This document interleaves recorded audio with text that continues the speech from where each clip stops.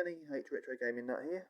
This is not about games that I've purchased or anything like that on eBay, but games that I've had for a little while. Now, basically, these are Nintendo Hard games. These are the 3 ones I've got that I actually own in physical cartridges. The others I've got, like Ninja Gaiden, and the others, like Silver Surfer and all that lot, Kid Icarus, and Mega Man and all that, and Battletoads. They're all on my homebrew. Now, these ones here are actual physical cartridges I've got of Nintendo Hard games. Castlevania, the original, Zelda 2 The Adventure of Link, and Ghosts and Goblins. These 3 are brutal games to complete. Very, very hard games indeed.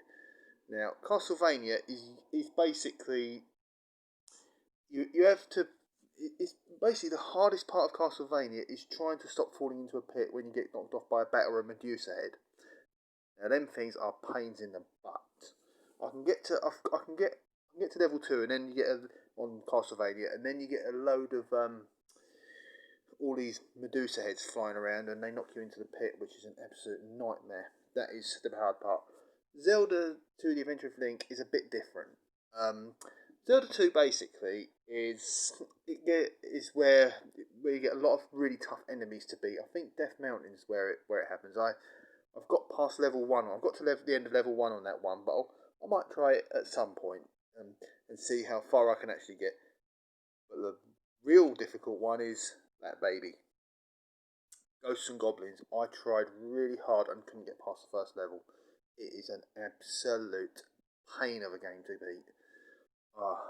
It is absolutely ridiculously hard. And the problem with Ghosts and Goblins is you get basically you get your armour and that's it. You get your armour. Once your armour gets knocked off, you're running around in your underpants. And if you get hit by an enemy or a projectile in your underpants, you lose a life. But these 2 games here have one thing in common. Ninja Gaiden has the same as well. Ninja Gaiden, I can get to level, sort of the second part of level 2 on. I'll probably have to have another bash at that at some point. But these 2 games both have one thing in common. Zelda 2 The Adventure of Link doesn't, but these 2 do. Is that you have unlimited continue, so you have to keep trying. But by the time you sort of have been having a go and absolute persevering, you're just losing your mind, and you're just absolutely just going out of your mind. You're just going nuts because the frustration is kicking in, the sweat's coming in because your hands are getting sore by constantly pressing the buttons and the D-pad on the controller, and but these games really were made games what they are today. Although games have sort of I think difficulty has sort of eased off a little bit. Although Tomb Raider's quite hard in sort of as later games, but these games made people what they are today in terms of gaming and how toughened up they are these days.